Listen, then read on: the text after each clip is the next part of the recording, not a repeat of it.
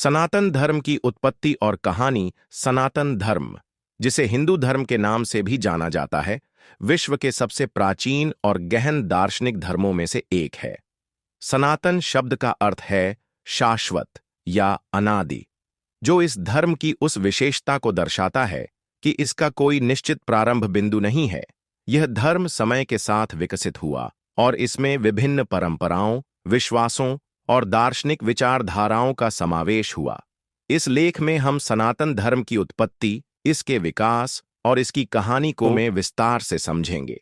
सनातन धर्म की उत्पत्ति। सनातन धर्म की उत्पत्ति को किसी एक घटना, व्यक्ति या समय से जोड़ना कठिन है, क्योंकि यह एक विशिष्ट संस्थापक या स्थापना तिथि वाला धर्म नहीं है। यह एक जीवन पद्धति है जो हजारों वर्षों में भारतीय उपमहाद्वीप में विकसित हुई। इसकी जड़ें प्राचीन भारत की सभ्यताओं, विशेष रूप से सिंधु घाटी सभ्यता लगभग 3300-1300 ईसा पूर्व और वैदिक काल लगभग 1500-500 ईसा पूर्व में मिलती है। सिंधु घाटी सभ्यता और प्रारंभिक धार्मिक प्रथाएं। सिंधु घाटी सभ्यता, जो हड़प्पा और मोहनजोदड़ो जैसे स्थानों में फली फूली, सनातन धर्म के कुछ प्रारंभिक तत्वों को दर्शाती है।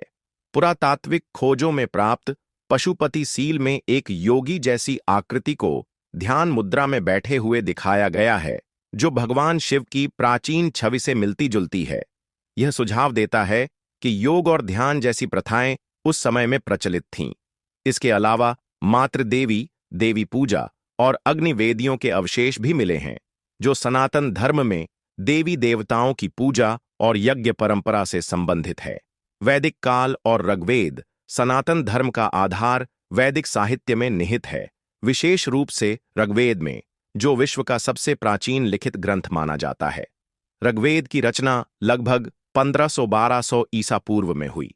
यह वैदिक आर्यों की धार्मिक और दार्शनिक मान्यताओं का संग्रह है।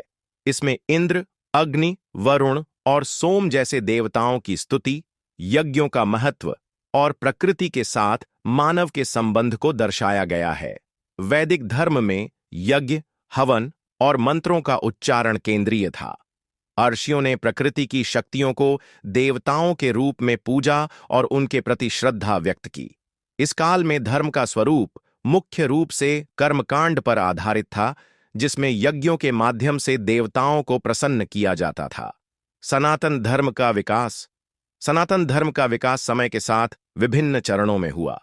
यह एक गतिशील परंपरा रही है, जो विभिन्न संस्कृतियों, दर्शन शास्त्रों और सामाजिक परिवर्तनों को आत्मसात करती रही।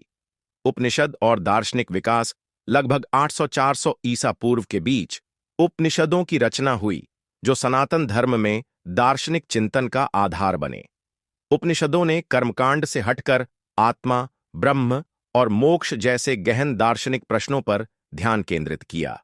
इन ग्रंथों ने आत्मा और ब्रह्म की एकता पर बल दिया, जिसके अनुसार प्रत्येक व्यक्ति की आत्मा परम सत्य ब्रह्म का हिस्सा है। उपनिषदों में कर्म, पुनर्जनन और मोक्ष के सिद्धांतों की स्थापना हुई, जो सनातन धर्म के मूलभूत सिद्धांत बन गए। इस काल में वेदांत दर्शन का उदय हुआ, जो बाद में आदि शंकराचार्य जैसे विद्वानों ने और विकसित किया। महाकाव्य और पुराण। महाभारत और रामायण जैसे महाकाव्यों ने सनातन धर्म को जनमानस तक पहुंचाने में महत्वपूर्ण भूमिका निभाई। ये ग्रंथ न केवल धार्मिक कथाएं हैं, बल्कि नैतिकता, कर्तव्य और जीवन के विभिन्न पहलुओं को समझाने वाले दार्शनिक ग्रंथ भी हैं। सनातन धर्म की कहानी को समझाने के लिए हम एक काल्पनिक कथा के माध्यम से इसे जीवंत कर सकते हैं।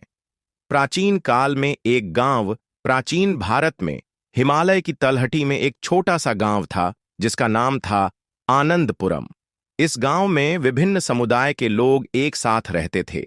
गांव के बीच में एक प्राचीन वटवृक्ष था, जिसके नीचे अर्षि विश्वामित्र ध्यान किया करते थे। अर्षि विश्वामित्र की शिक्षाएं। अर्षि विश्वामित्र गांव के लोगों को प्रकृति और आत्मा के रहस्यों के बारे में बताते थे। एक दिन गांव के युवा अर्जुन ने अर्षि से पूछा, गुरुजी, ये संसार कैसे बना और हमारा उद्देश्य क्या है? ऋषि ने मुस्कुराते हुए कहा, अर्जुन, यह संसार ब्रह्म की अभिव्यक्ति है। ब्रह्म अनंत, अनादि और सर्वव्यापी है। प्रत्येक प्राणी की आत्मा उसी ब्रह्म का अंश है। तुम्हारा उद्देश्य है अपनी आत्मा को शुद्ध करना और ब्रह्म के साथ एकता प्राप्त करना। यज्ञ और भक्ति की शुरुआत। आर्षि ने गांव वालों को यज्ञ की प्रथा सिखाई, जिसमें अग्नि को साक्षी मानकर मंत्रों का उच्चारण किया जाता था।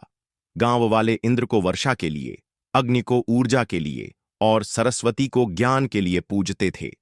धीरे धीरे गांव में मंदिर बने और लोग देवी देवताओं की मूर्तियों की पूजा करने लगे। एक दिन गांव में सूखा पड़ गया। लोग चिंतित थे। तब आर्षि ने कहा, सच्ची भक्ति और कर्म से ही संकट दूर हो सकता है। गांव वालों ने एक बड़ा यज्ञ किया और भक्ति के साथ प्रार्थना की।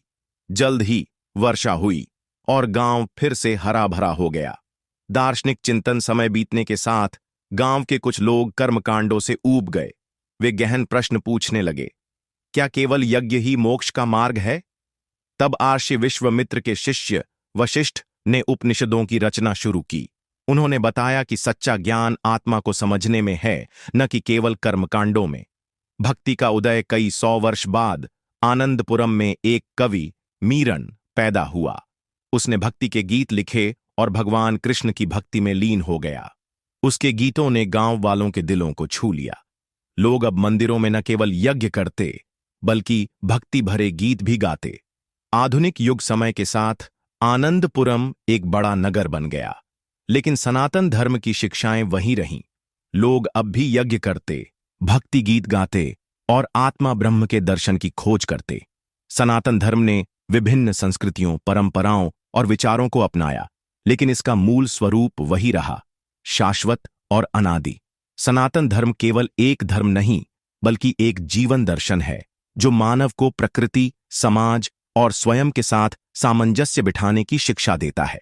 इसकी उत्पत्ति प्राचीन काल में हुई और यह समय के साथ विकसित होता रहा। इसकी कहानी अनंत है, क्योंकि यह शाश्वत सत्य पर आधारित है। चाहे वह यज्ञ हो, भक्ति हो या दार्शनिक चिंतन, सनातन धर्म हर युग में प्रासंगिक रहा है